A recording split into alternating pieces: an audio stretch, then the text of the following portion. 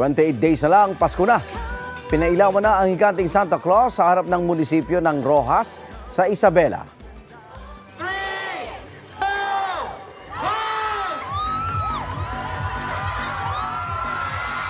Tuwan-tuwa mga residenteng dumalo, lalo na nang magkaroon pa ng fireworks.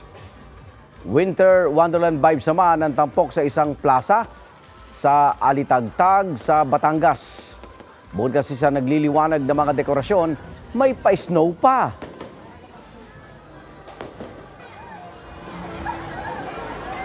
Meron ding dancing fountain na na-enjoy ng mga bata. Lipat tayo sa Tansa, Cavite. May pakaroling bago pailawan ng isang higanting Christmas tree sa isang beach resort. Nagkaroon din ng mga performance ang mga bata. Igan, mauna ka sa mga balita. Mag-subscribe sa GMA Integrated News sa YouTube. Sa mga kapuso abroad, subaybayan nyo kami sa GMA Pinoy TV at sa www.gmanews.tv.